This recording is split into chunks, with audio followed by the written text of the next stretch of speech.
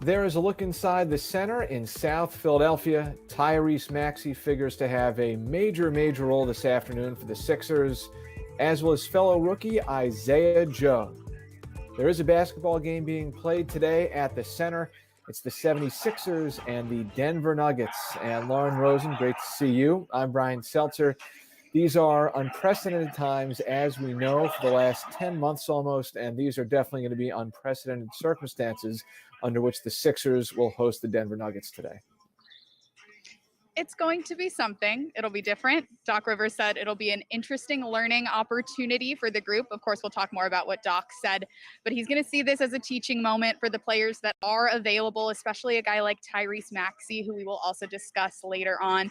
He will get more minutes than he's accustomed to. He'll get more defensive attention from the Nuggets than he's accustomed to.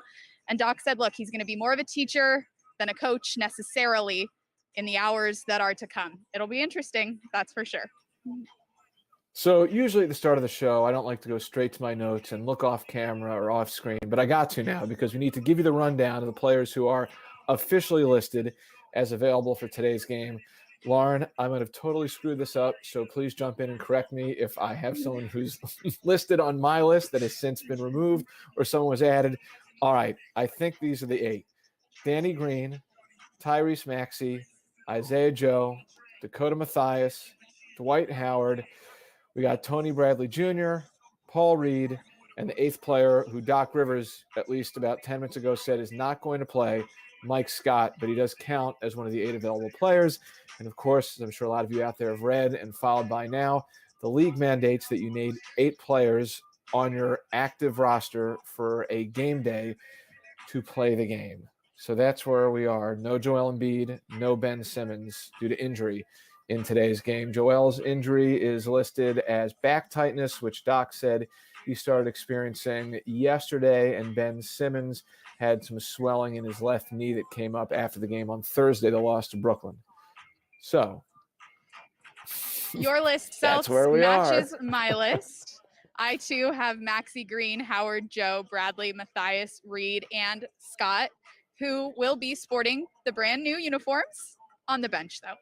Which Doc Rivers said is likely, in all likelihood, the case for Mike Scott. He's suiting up sort of to take one for the team, I suppose, but still technically dealing with his injury. And Doc said that this type of game is not worth potentially sacrificing anybody's health. So Mike, technically available, likely not going to appear on the court tonight. On the one hand, Lauren, when you look at the guys who are going to be active and able to play for the Sixers today, you could use those names, let's call them the 7 names the Sixers have, and you could put together somewhat, I think, of a functional looking group, positionally speaking. Now let's not even talk about experience. I mean, you can have Tyrese run the point, you can have Dwight or Tony Bradley Jr. Play the 5, put Paul Reed perhaps at the 4, and then cycle in some other guys like Danny Green, Dakota Mathias, and Isaiah Joe between the 2 and the 3. Like, you can get an actual team of requisite personnel out there. But the big concern, it sounds like, for Doc Rivers is, yes, of course, he doesn't want, and no one wants to see, the increase and spread of coronavirus on the 76ers roster, but also just the health of the guys who will be playing in this game in terms of what having to log so many minutes could ultimately mean for them. That seems to be one of the foremost things on Doc Rivers' mind. Exactly. And because certainly there are several players that are out because of the league's health and safety protocols, but there are also several players on this roster that are out with injury who we could expect to be back in the next few games. And this team has some tough games just around the corner. Atlanta looks really good, a pair against Miami. There are a lot of big games coming up, and Doc Rivers says he's not willing to risk the health of any of these guys today in this game, when in the next few games they could have more of a full team that could play together, that could fight and actually prepare for what's down the road in the rest of the season. So it will be interesting to see how this week shapes up. Obviously, we mentioned the several players on the questionable list due to the league's health and safety protocols. We do not know how long those guys will remain on that list. The situation continues to develop, and we give you what we know when we know it. And one of the things for the Sixers today is they have a really good team in the Denver Nuggets lining up on the opposite side at the center, a team that does have a couple injuries. They have one player, Michael Porter Jr., who had a great preseason, great start to the season. He's out due to health and safety protocols. But they've got all league caliber players in their lineup. They're 3-5. They're hungry for a win, you got to think. So I would presume that they're going to be looking at this as a potentially winnable proposition.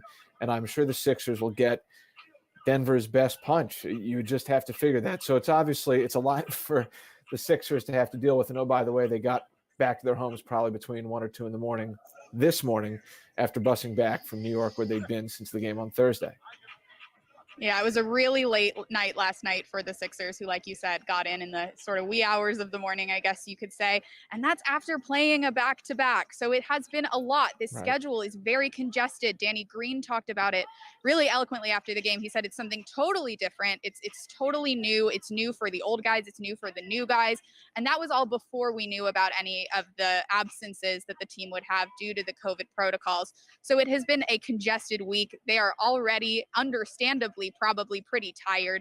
They're going to bring their best effort, especially when you look at guys that are going to play tonight. Someone like Tyrese Maxey always plays hard, plays with joy. You know he's going to embrace this opportunity regardless of what it might look like. And Doc Rivers did say, like you said, Denver's going to bring their best punch. This is a team that's maybe underperforming in the beginning of the season. They're looking to get their record back on track. So they're going to bring their best punch. And it is a good learning experience for someone like Tyrese Maxey, who other teams haven't really seriously had to game plan for thus far, haven't really given defensive focus to.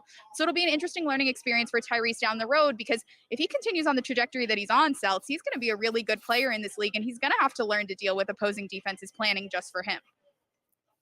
Double figures in 3 out of the last 5 games for Tyrese, including a career-high 16 points against the Brooklyn Nets on Thursday. He was definitely a bright spot.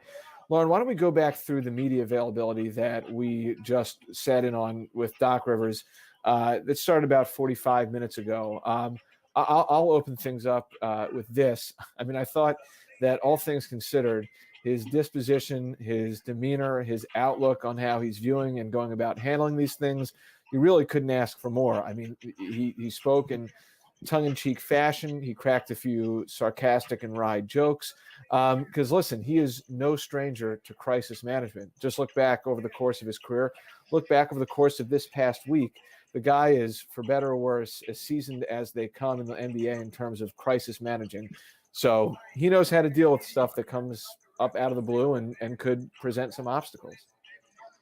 He does. And if I were a player on this team, I would want a leader like Doc to sort of take me through this, like you said, crazy week, tough day on Wednesday that Doc talked his players through in what we understand was a very raw, honest way. And then another tough series of days now since they played in Brooklyn, not to mention that was a tough loss, then having to sit through the quarantine yesterday and all the events of today.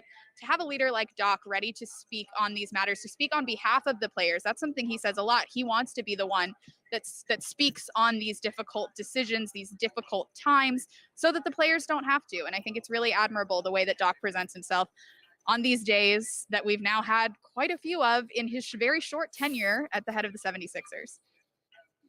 It's not a traditional laugh that I just gave. It's just like you shake your head. It's crazy. So I think maybe what could be helpful is sharing some details that Doc shared with the media about kind of how all this transpired over the last 36 hours or so. So what we knew before Doc spoke was that at some point during the game on Thursday, first quarter, Seth Curry, who was already out with an injury, he had been seated on the bench, got up and left after being informed of a second test result that day on Thursday, which was positive, because reportedly in the morning he had a negative test and his second test that day was a positive test. So he left the premise, left the bench. And then Doc, Lauren, if you want to jump in and recount some of what Doc shared with the media, Doc almost misunderstood what he was told about when he went back out on the court after halftime to coach the Sixers against the Brooklyn Nets. And it wasn't until a little bit later that he realized what was going on. And certainly around the same time, the other players must have realized what was going on. And of course, this is a team that we talked about it a lot. Like the vibes are great. They really enjoy each other. They've bonded quickly. And so now to be hit with adversity like this has got to be hard on a lot of levels. It's obviously hard when you're trying to win basketball games, but it's also hard when you're growing together as a group. Of course, something that shouldn't be lost in all of this is that we hope Seth is okay. We hope the rest of the folks that were in contact with Seth are okay. That's the most important thing that's going on here today. But yeah, like you said, it's a very, very fluidly developing situation, even for Doc Rivers, who didn't know what had happened until, let's say, halftime. And then afterwards, obviously, had to get the information live as it came. They all got tested again. And I guess now we're here, ready to play the next game as scheduled. Right. So yesterday, the team was still in Lower Manhattan. They were getting continued tests. Results were coming in, and they finally got on a bus at around 11 o'clock last night to come back down to Philadelphia. And I think everyone who has lived through the last 10 months knows that it is hard to definitively pinpoint where the spread of something began or who contracted the virus at what point in time or how. But it sounds like there was a team meeting on Thursday before the game where the players, still distanced, were all within proximity of one another. And that's why, with the positive test being returned for Seth Curry, some of these other players, depending on essentially how close they were to Seth Curry at various points, that's why certain players either were cleared to be available for today's game upon review by the league, because the league is overseeing all this, or they weren't cleared. Exactly. And I, like you said earlier, don't love to look away from the camera during these, but obviously this situation continues to develop, and there are a few people in the comments. First of all, thank you for joining us. Thank you for commenting. Thank you for engaging. There are people in the comments wondering who exactly is available. So if you are just joining us or missed the beginning of the show, the group that remains available to this point, 1:59 on Saturday afternoon, 61 minutes before tip-off: Tyrese Maxey, Danny Green, Dwight Howard, Isaiah Joe, Tony Bradley, Dakota Mathias, Paul Reed, and Mike Scott, who will dress, but according to Doc Rivers, will not play. He's still rehabbing his injury, but the team technically does need 8 for this game to go on, and they do have 8, technically. I think Doc is taking as pragmatic and realistic approach to this as he possibly can. He used phrases like, I'm going to throw who I've got together, see what happens during his media availability. He said, as we mentioned a few moments ago, depending on whether or not you were streaming with us at that point in time, he said one of the main things he's worried about is player health on the floor in terms of what the load of spreading 48 minutes across 7 guys will ultimately do in the short and long term, and the implications that could have for some of these players have to play in the burden of like 40 minutes potentially in today's game. But it also sounds like Doc is taking as much of an optimistic and positive view on this as he possibly can, because he does think that for guys like Tyrese Maxey, and I'm sure you can throw two-way players like Paul Reed, Dakota Mathias in there, of course, another rookie, Isaiah Joe, they're going to get heavy minutes today, and they're going to have an opportunity to figure out what it's like not just playing a regular season NBA game at full speed, but going up against a really, really talented squad that some would say could contend to be among the top teams in the West this year. And this is a group of players outside of, let's say, Maxey, Green, Howard, that are used to playing against the second unit, the third unit even, when they have had minutes in what is still a very young season. So this will be the first time for a lot of them to go up against a starting unit on a very strong Denver team with, like you said, lots of potential and lots of weapons, and they're going to be looking for a win. So a lot of unknowns today. I'll go back to what Doc said in his press conference about today being a learning opportunity for the folks that are playing, a teaching opportunity for Doc himself as the coach, but maybe not as traditionally looked at as Doc has looked at the other games that the Sixers have played in this season, which, by the way, they have played overall very well. This team still does lead the league with their 7-2 record, and hopefully we'll be able to get back on track once guys start getting off of the injury list and out of their COVID protocols, because as we can imagine, the next few games might be a little bit difficult. I can't remember where we left it with our crack production duo of Ryan Coletti and Trevor Gaffney, but if you want to load the countdown timer, the Tissot countdown timer for our keys to the game, we'll get to that in a second. But I do think before we get to that, Lauren, one other thing to bring up about Doc Rivers and how he's handling this. If you retrace the steps going back a month or so when Doc first spoke at the outset of training camp, I think he at various points then and along the way has acknowledged I don't want to put words in his mouth. I think he acknowledged that a situation like this in some way, shape, or form could have come up, that at some point during this season, just based upon what we all know about COVID and the way it spreads and how quickly it can spread, the odds were against the Sixers and probably every single team in the league, if we're all being honest, that there would be some team that somehow emerged from this full season without having a player test positive or a team have to go through a stretch where multiple players were impacted by contact tracing. So I think in that sense, it's a good thing that it's been in the back of Doc's mind, because whether you spend time literally planning contingencies or just at least knowing the reality that it's there, it was something that was on his mind and the mind of his coaching staff as well. Absolutely. It's something that they probably didn't want to have to prepare for, but have, at least in theory, prepared for the possibility that they would be playing undermanned. As undermanned as they'll be today, not sure that they prepared for that, but it is something that has been at the top of mind, and I'm sure continues to be the top of mind for the Sixers, for teams around the league. This could happen again. We are seeing other teams place lots of players in their protocols as well. So this is not just a Sixers issue. This is a widespread issue and probably will continue to be. When you were talking, Celts, it reminded me that I wanted to make sure that we discussed the fact that these players, these coaches, these staffs are really putting themselves at risk to continue playing basketball, to continue bringing something that all these people love to their TV screens, to their homes. And so you have to just give a little bit of respect, a little bit of a shout out to these guys that are continuing to come out to play, to do their best. I'm sure we're going to see that from the group that is going to play tonight for the Sixers. There's no scenario in which they don't do their best given the current circumstances, and they deserve a lot of credit for that, to continue putting themselves at risk during this pandemic, of course, but also now putting themselves at risk, like Doc Rivers said, for their bodies. To play 40 minutes tonight is kind of crazy at this stage in the season.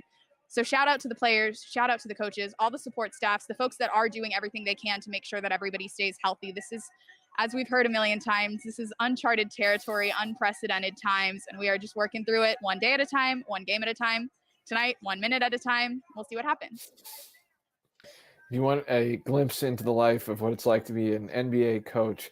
Doc said that after he got back to his place at around 2 this morning, he and his coaching staff then got on a call until around 4 in the morning, trying to figure out how to patch some sort of semblance of a game plan together for today's game, which could have been just thrown out the window about an hour and a half ago when we learned that Ben Simmons and Joel Embiid wouldn't play due to injury. All right. Exactly. I'm not sure if we have the Tissot countdown clock ready. I think we have some keys. I'll wait a second, see if yep, there it is. Thank you, Coletti and Trevor. All right, I will start. My key to the game is simply this: control what you can control and get out of the building as healthy as possible. That's it. That's all I got. A good key to the game and a good key to life in 2020, now 2021. Control what you can control. I respect that, Celts. My key, actually equally simple, can probably fit it in during your countdown. I said play together. This group has to play together. They have to stay together. They have to support one another and do their best. Realistically, that's all anybody can ask for from them. Of course, they will come out. They will want the win. They will do everything they can to get it. But most importantly, play together, and stay healthy. I probably cite Daniel Tiger way too much, but that reminds me of a song in Daniel Tiger. Find a way to play together. Find a way to care for each other. That's all you got to do under circumstances like this. Today is nothing if not historic. So what I will say to those that are still watching us, that are still rocking with us, it'll be an interesting afternoon of basketball.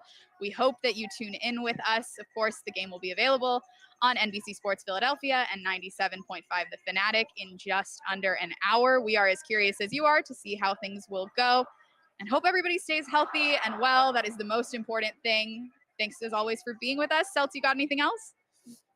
I'm just one last time before we sign off. If anyone joined us late, I'm going to run down the 8 players who are available. It's going to be Green, Maxey, Joe, Matthias, Howard, Bradley, Reed, and Scott. Doc Rivers says Mike Scott is not going to play because it seems like he's close to coming back, but probably not quite ready yet. So that's where we are. Crazy time. Should be an interesting game. Enjoy it, and we'll talk to you next time here on 7-6 Live Countdown presented by Tissot. Thanks, everybody.